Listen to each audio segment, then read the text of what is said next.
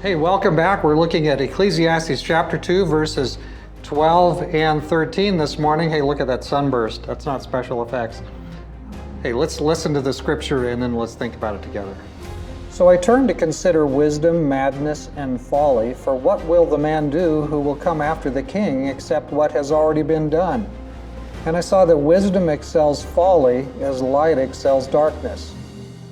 So he's considering wisdom, madness, and folly.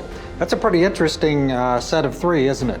Wisdom, madness, and folly. He's putting foolishness together with wisdom.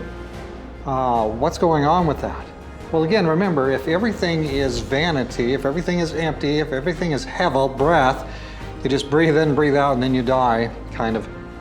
If that's what you've got, then right, all the labor and all the intensity of thinking and getting to your wisdom, to your space of good, solid thinking and perfecting your skill and making your logic right and all that, what does that all matter if it's right next to what? Same outcome as the fool.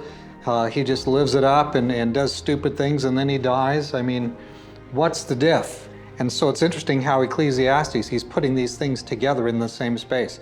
All this labor to get things perfected and right versus just live it up and live it down. But you know, from again, the secular perspective of life that Ecclesiastes has, there is no God. We're just going to live here and just kind of do everything that sort of comes passing by. I'm just going to do it, you know, like kind of a crazy person. From that perspective, you can kind of see where he's going. One thing, the other thing, totally opposite kinds of things, and yet they all kind of come out the same.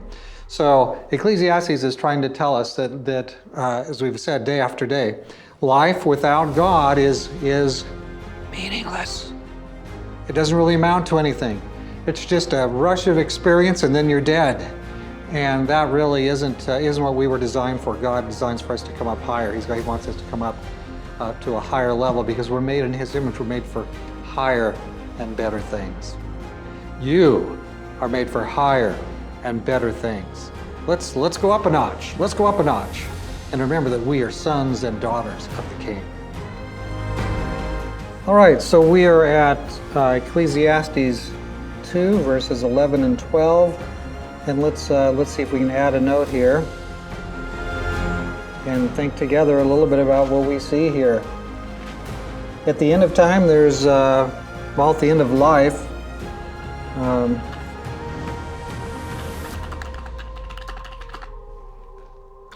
there's relatively little difference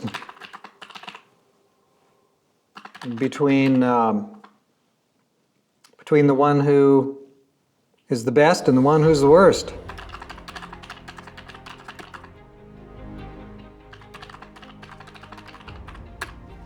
Again, this is from the perspective of the worldly, the secular perspective.